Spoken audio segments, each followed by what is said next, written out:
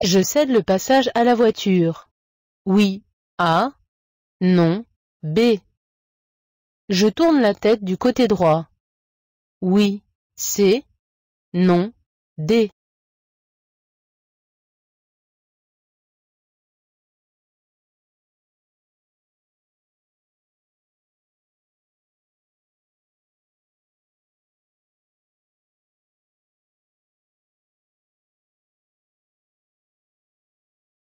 J'aborde une intersection sans signalisation et donc avec priorité à droite. La voiture qui a allumé son clignotant se trouve à ma gauche et devra me laisser passer avant de tourner. Comme l'intersection n'est pas en angle droit, je tourne la tête du côté droit pour m'assurer que personne n'arrive. Le rétroviseur ne me permet pas de voir cette rue.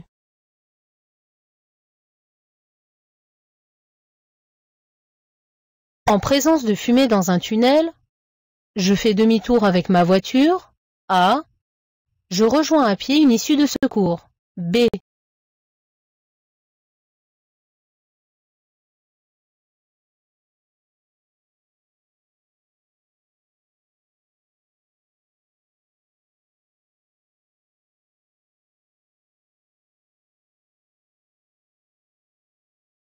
Dans un tunnel, il ne faut pas faire demi-tour. S'il y a de la fumée, je m'arrête pour rejoindre à pied une issue de secours, si possible dans la direction opposée à la fumée. Un balisage sur les parois du tunnel permet de savoir à quelle distance et dans quelle direction se situe l'issue de secours la plus proche.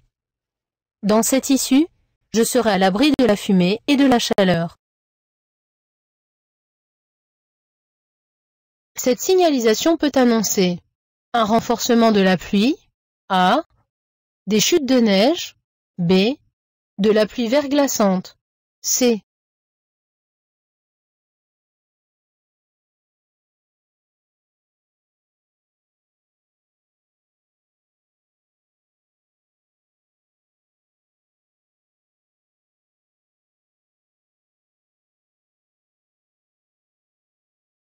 Cette signalisation n'annonce pas de renforcement de la pluie, mais un danger proche lié à des chutes de neige ou de la pluie verglaçante. Même quand la température extérieure est positive, les gouttes de pluie tombées sur un sol gelé peuvent provoquer du verglas. Je viens de tomber en panne. J'allume. Mes feux de détresse. A. Mon clignotant droit. B. Mes feux de croisement. C.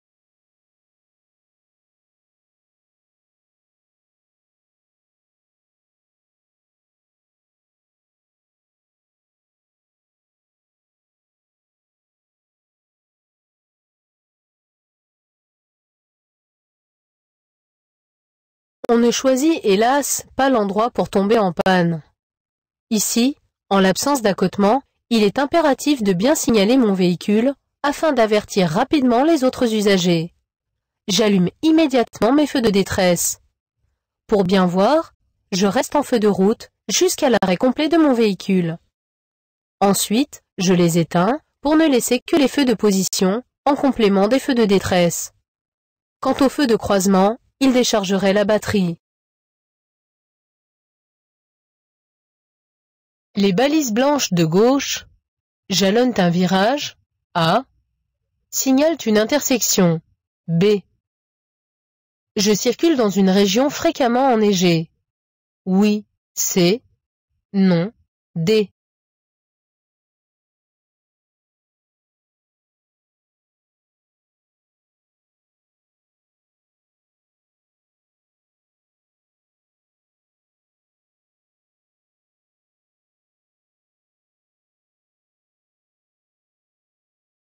Les balises blanches de gauche jalonnent un virage. Aucune balise n'indique ici la position d'une intersection. Si je circulais dans une région fréquemment enneigée, le haut des balises de virage serait rouge.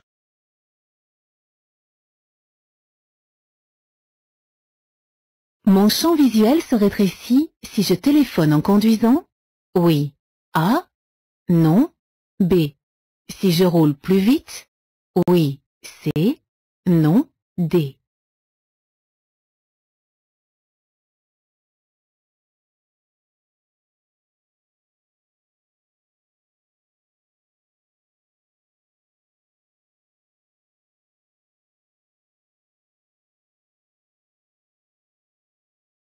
Lors d'une conversation téléphonique, mon champ visuel se rétrécit.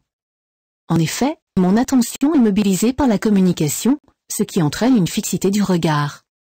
Mon champ visuel se rétrécit également si je roule plus vite. Plus la vitesse est élevée, moins je vois sur les côtés. Lorsque le moteur est froid, je le laisse chauffer à l'arrêt pendant 2 minutes. A. Je roule normalement dès les premiers mètres. B. Je roule tranquillement à un régime peu élevé les 4 premiers kilomètres. C.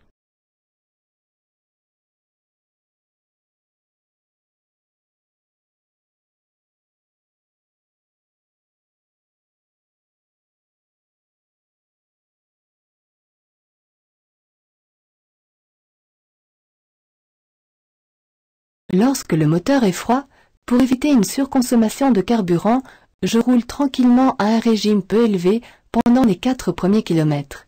Il est inutile de laisser le moteur chauffer à l'arrêt, car la consommation en serait augmentée. Il en est de même si je circule dès les premiers mètres à vitesse normale.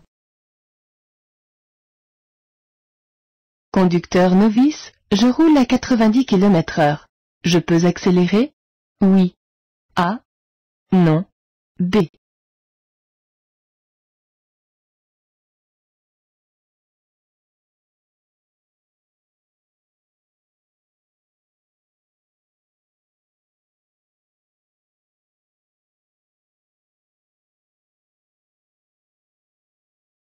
Sur autoroute, la vitesse est limitée à 130 km/h. Toutefois, les conducteurs novices ne doivent pas dépasser 110 km/h. Roulant à 90 km/h, je pourrais donc accélérer. Mais dans cette situation, je ne dois pas le faire car un véhicule est en train de me dépasser. Je vais rencontrer un péage à 1500 mètres. Oui. A. Non. B.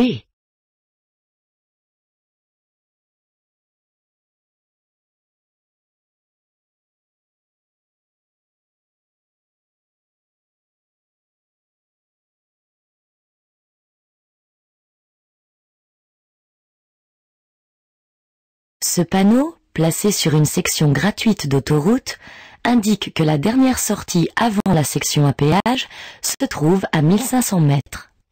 Si j'emprunte cette sortie, je n'aurai pas à payer. Si je continue sur cette autoroute, le péage ne sera vraisemblablement pas à 1500 mètres, mais plus loin.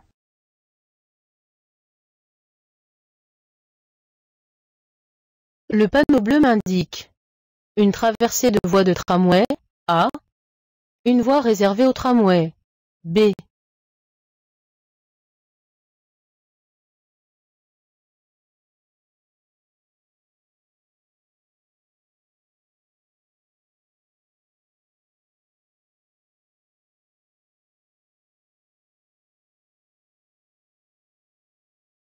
Ce panneau d'obligation signale une voie réservée au tramway. Une traversée de voie de tramway serait signalée par un panneau d'indication comportant un triangle.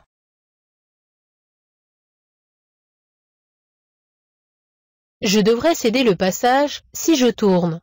Dans la rue numéro 1, oui, A, non, B. Dans la rue numéro 2, oui, C, non, D.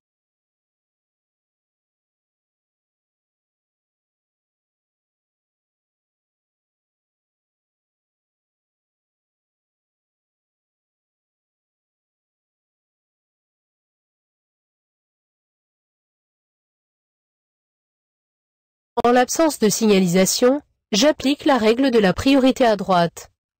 La voiture située à ma gauche doit donc me céder le passage. Si je tourne dans la rue numéro 1, je n'ai à céder le passage à aucun usager.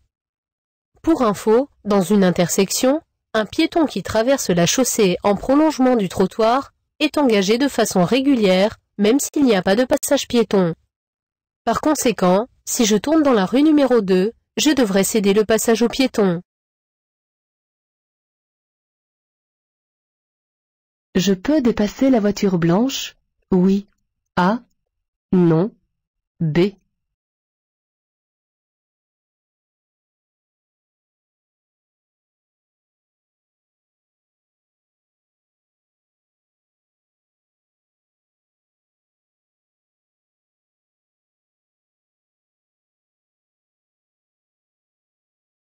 Le terre-plein central m'informe que je circule sur une chaussée à sens unique.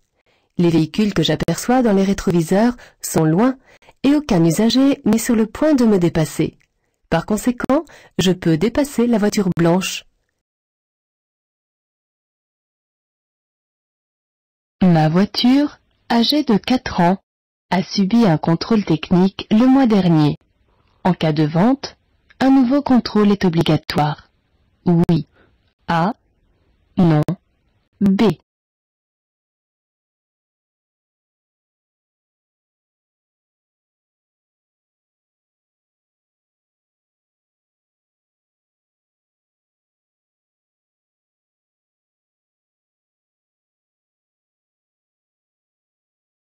Avant de vendre une voiture, dont la mise en circulation date de 4 ans ou plus, vous devez lui faire subir un contrôle technique. Vous en êtes toutefois dispensé si un autre contrôle a été effectué dans les 6 mois qui précèdent la vente. Votre véhicule a été présenté au contrôle le mois dernier. Une nouvelle visite technique n'est donc pas obligatoire. Après ce signal, la vitesse sera limitée à 80 km/h A, 90 km/h B, 100 km/h C, 110 km/h D.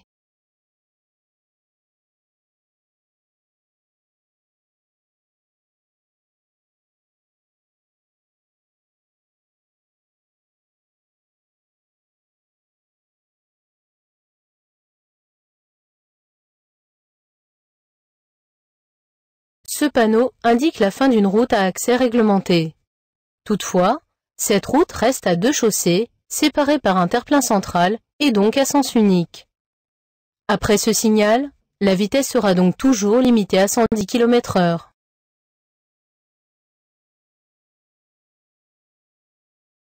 Cette conductrice est bien installée. Oui. A. Non. B.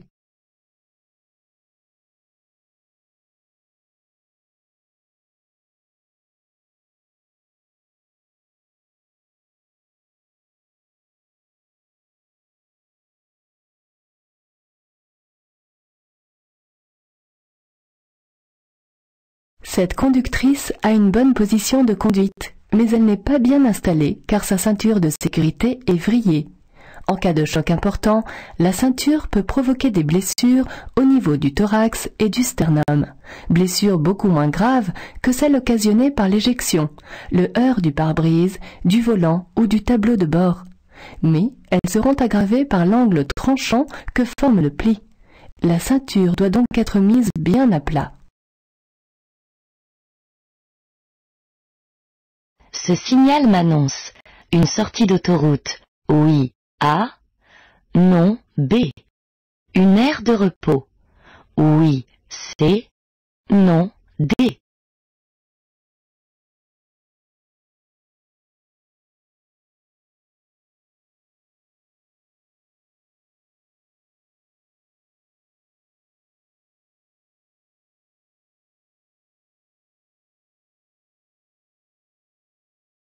Le panneau annonce une voie de décélération qui conduit à une sortie d'autoroute, mais également à une aire de repos.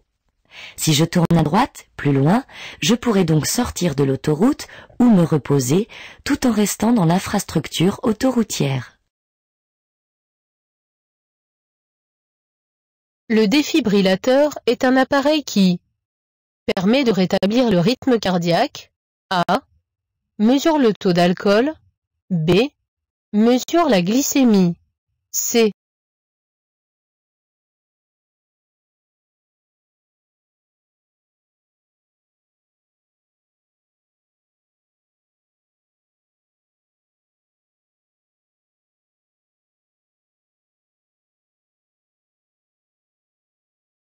Le défibrillateur est un appareil qui permet de rétablir le rythme cardiaque grâce à un choc électrique. Il peut donc sauver la vie d'une personne en arrêt cardiaque. Ce pneu est apparemment en état de circuler. Oui. A. Non. B.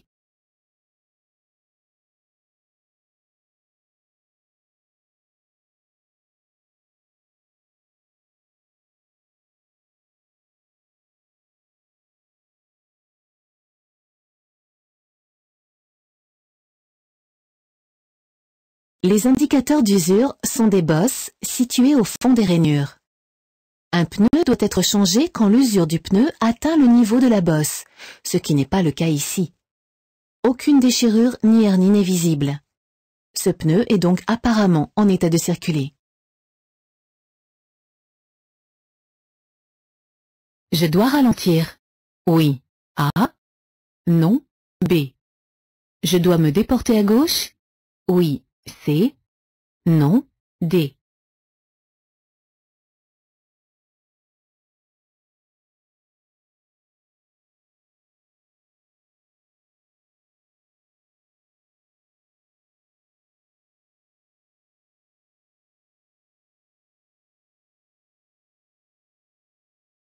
Le piéton le plus proche de la chaussée doit particulièrement attirer mon attention, car il ne regarde pas la route et marche près de la bordure du trottoir.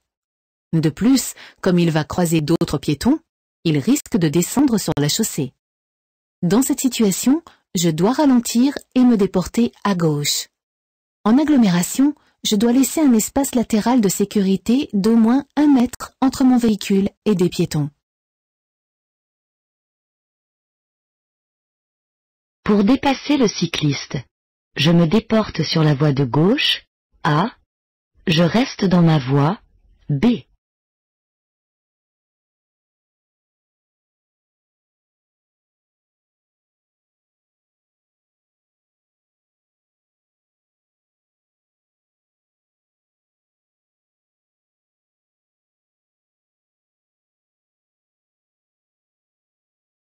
Pour prévoir un éventuel écart de la part du cycliste, je le dépasse en laissant un espace latéral d'au moins 1 mètre.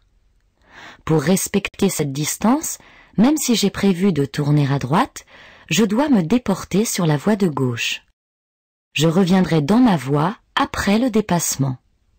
1 mètre est un minimum en agglomération, mais je peux très bien laisser, si nécessaire, une distance plus importante pour la sécurité du cycliste. Je peux m'engager dans cette rue. Si je tracte une remorque de 220 kg, A. Si je tracte une caravane de 700 kg, B. Si je conduis un camping-car dont le PTAC est de 3 tonnes, C.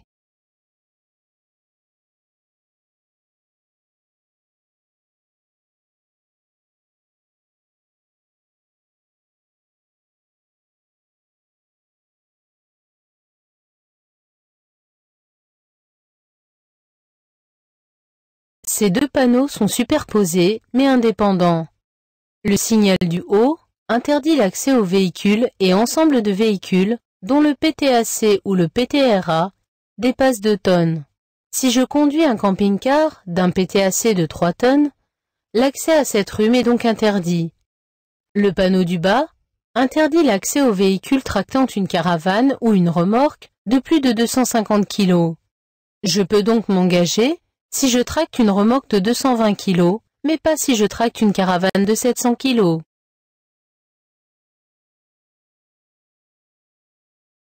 Pour être bien installé, je règle dans l'ordre.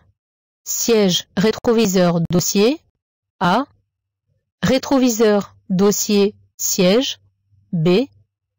Siège, dossier, rétroviseur, C. Dossier, siège, rétroviseur, D.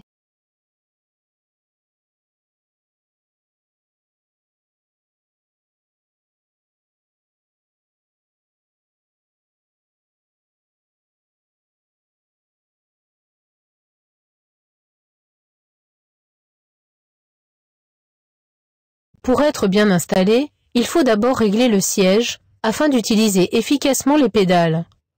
Ensuite, le réglage de l'inclinaison du dossier est nécessaire pour être à distance optimale du volant. Le réglage des rétroviseurs dépendant de la position de conduite, il doit être réalisé après celui du siège et du dossier.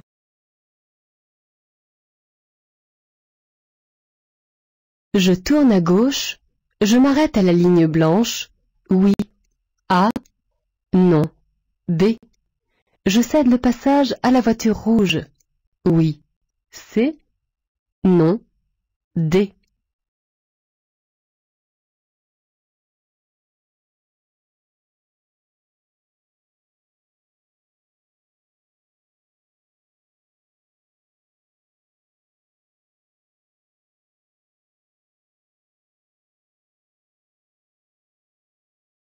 À cette intersection, je rencontre un stop. Je dois donc marquer l'arrêt à la ligne blanche. C'est l'avant du capot qui doit être arrêté sur cette ligne. Comme je tourne à gauche, je cède le passage à la voiture rouge, car, lorsque deux véhicules rencontrent la même signalisation, c'est la règle de la priorité à droite qui s'applique. Ce conducteur rencontre aussi un stop, mais il se trouvera à ma droite quand je tournerai à gauche. Le témoin d'allumage des feux de route est de couleur orange, A, verte, B, rouge, C, bleu, D.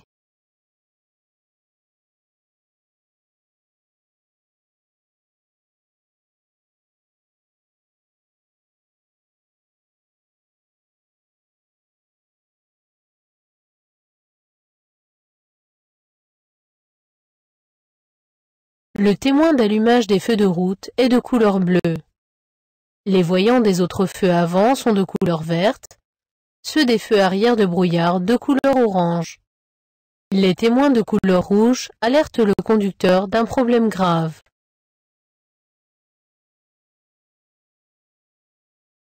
Je peux faire un bref appel lumineux avec les feux de croisement. Oui, A. Non, B.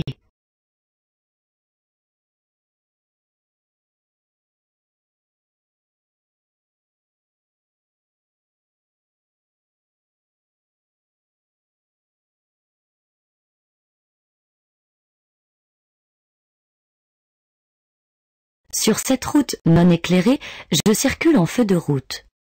Pour signaler mon approche à un usager qui arriverait en face, je peux faire un ou plusieurs appels lumineux avec mes feux de croisement.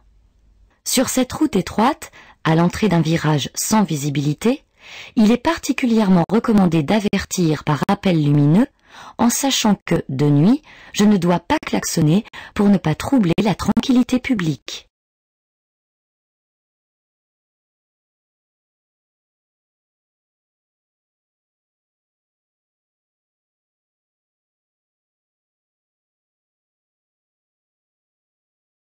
L'indice principal se situe en A, B.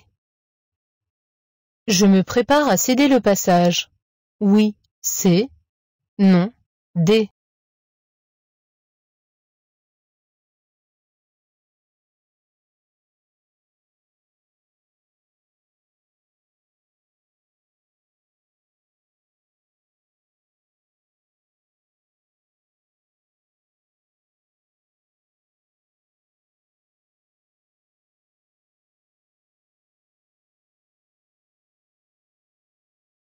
Le panneau bleu en A indique la présence de 3 voies à partir de l'endroit où il est implanté.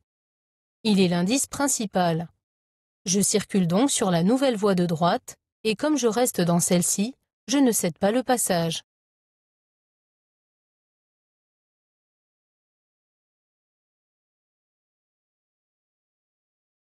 Je dois continuer tout droit? Oui. A. Non. B.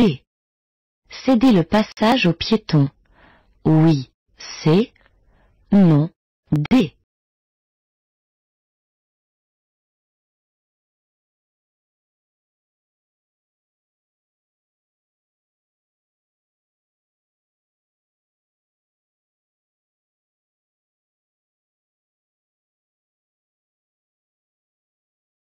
Le panneau rond interdit de tourner à droite. Sur cette chaussée à sens unique, pour tourner à gauche, je devrais être sur la voie la plus à gauche. De plus, la présence de véhicules ne me permet pas de changer de fil. Je dois donc continuer tout droit. Le feu est vert. Le piéton qui n'est pas encore engagé doit me céder le passage. Je peux m'engager, à vitesse réduite, en surveillant le piéton. Pour tourner à gauche, je tiens compte du feu numéro 1, A. Je tiens compte du feu numéro 2, B.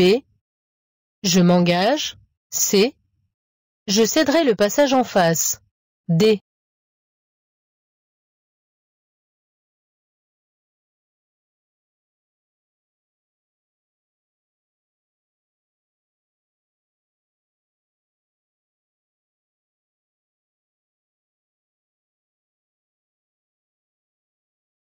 Le feu numéro 1, situé à ma gauche, s'adresse uniquement au tramway, il ne me concerne pas.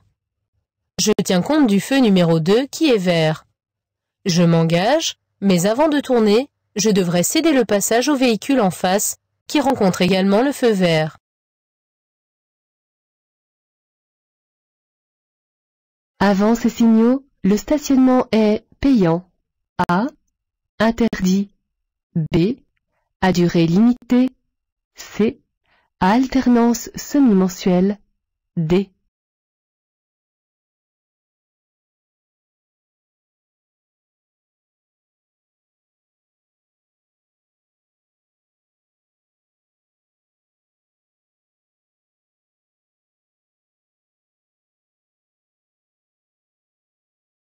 Le signal du haut ne marque pas l'entrée, mais la sortie d'une zone à stationnement payant. Le stationnement est donc payant jusqu'à l'endroit où est implanté le panneau. Il est également limité par la durée de validité du ticket que j'aurai retiré de l'horodateur. Si le stationnement est payant, il n'est pas interdit. Il n'est pas non plus à alternance semi-mensuelle.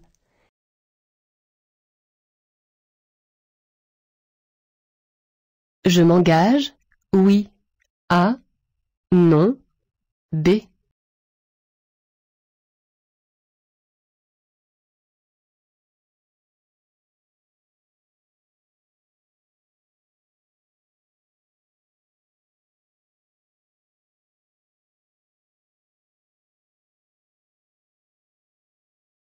Lorsque les feux tricolores fonctionnent, je ne tiens pas compte des signaux de priorité. Le panneau en forme de losange m'informe que je circule sur une route à caractère prioritaire, mais le feu est rouge.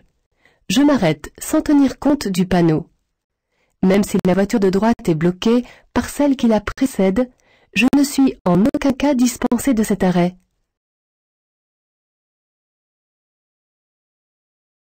Je dépasse le camion.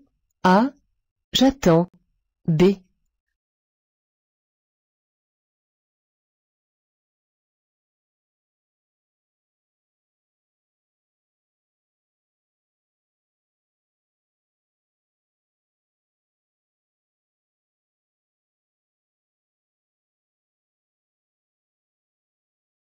Le terre-plein central et la ligne de rive continue à gauche me permettent de constater que je circule sur une chaussée à sens unique. Mais une voiture, visible dans le rétroviseur, est en train de me dépasser. En conséquence, je ne dépasse pas. Pour cela, j'attends que la voie de gauche soit libre.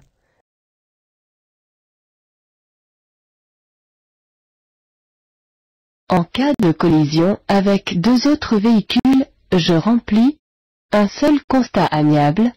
A. Deux constats amiables. B.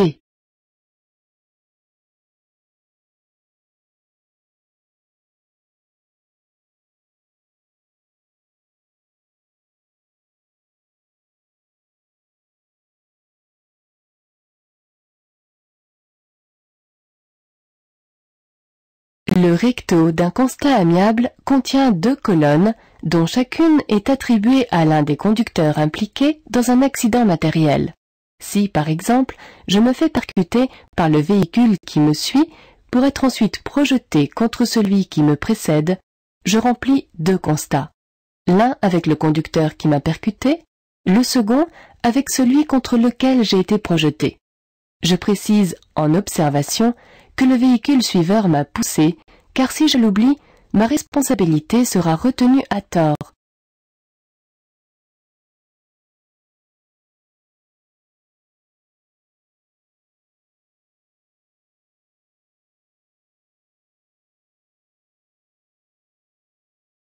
Une voie d'insertion réduit les différences de vitesse d'un véhicule à l'autre. Oui. A. Non. B. Dans cette situation, j'accélère. Oui. C. Non. D.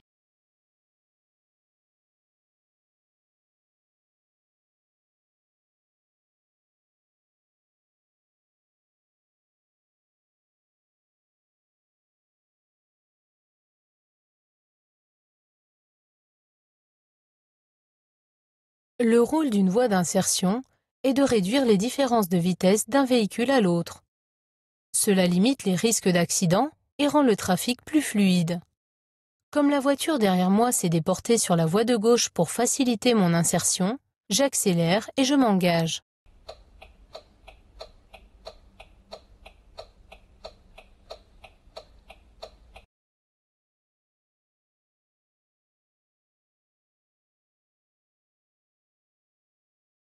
Une bifurcation d'autoroute est annoncée par le panneau du haut, oui, A, non, B.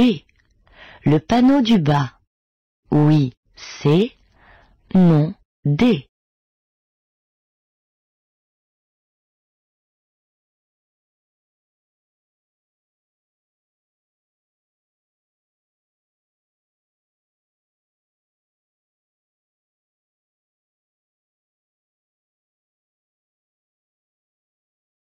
Le panneau du haut annonce une bifurcation d'autoroute.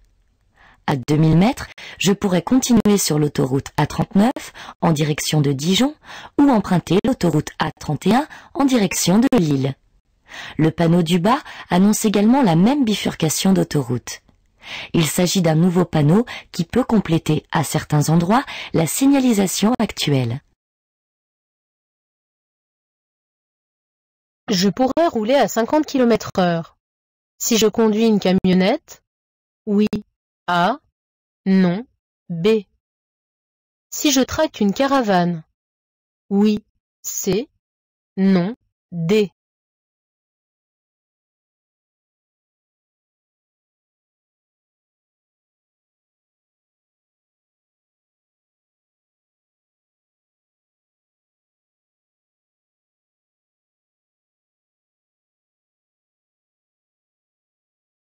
Ce signal limite la vitesse à 40 km/h jusqu'à la prochaine intersection.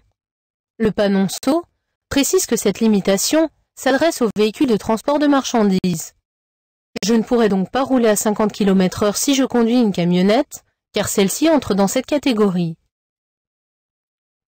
En revanche, si je tracte une caravane, je pourrais rouler à 50 km/h, car je ne serais pas concerné par cette limitation.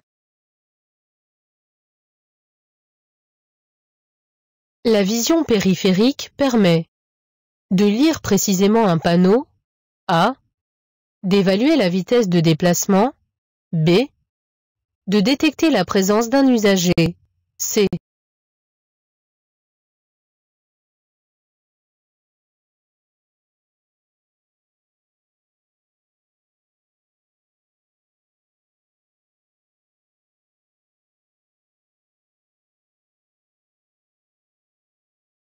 C'est la vision centrale qui permet de lire précisément les panneaux. La vision périphérique me renseigne sur l'environnement. Elle est moins détaillée, mais va me permettre d'évaluer la vitesse de déplacement par le défilement du paysage de chaque côté. Elle me permet aussi de détecter la présence d'un usager comme par exemple le mouvement d'un piéton qui traverse.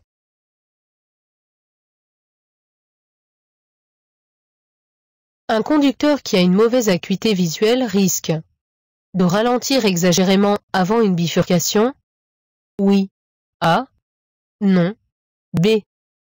De réagir trop tard face à un danger, oui, C, non, D.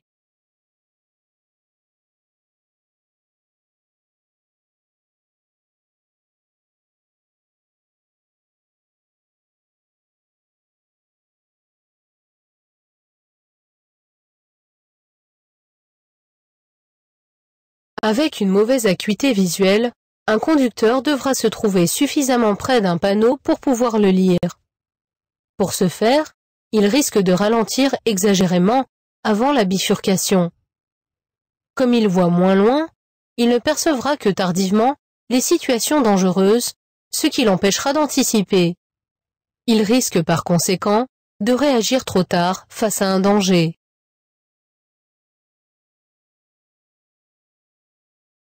Sur l'emplacement de droite, je pourrais stationner, oui, A, non, B. M'arrêter, oui, C, non, D.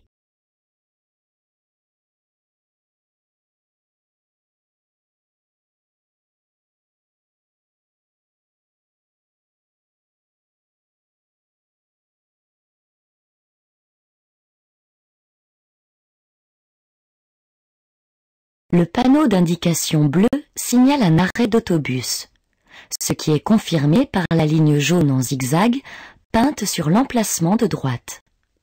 Sur cet emplacement, je ne pourrai donc ni stationner ni m'arrêter. L'arrêt ou le stationnement à cet endroit serait considéré comme gênant. Je peux m'arrêter. Sur le trottoir? Oui. A. Non. B. Le long du trottoir? Oui. C. Non. D.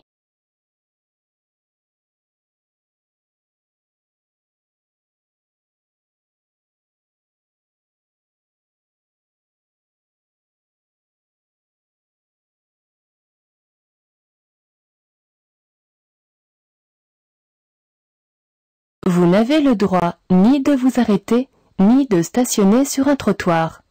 Votre immobilisation constituerait une gêne à la circulation des piétons qui seraient obligés d'emprunter provisoirement la chaussée pour contourner votre véhicule.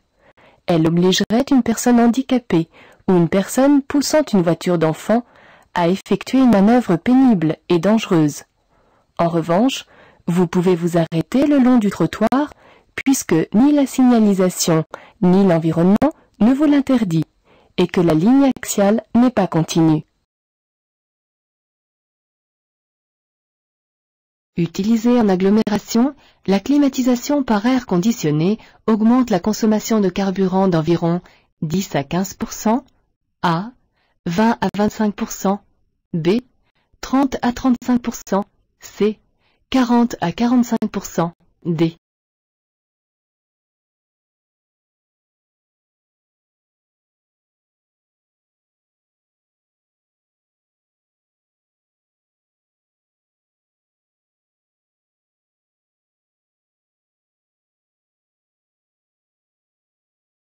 La clim permet, grâce à de l'air plus frais, une amélioration du confort et donc de la sécurité, mais elle présente deux inconvénients majeurs, une surconsommation de carburant et une augmentation des émissions de gaz à effet de serre responsables des changements climatiques. De plus, utilisée en agglomération, la climatisation par air conditionné augmente la consommation de carburant d'environ 30 à 35%.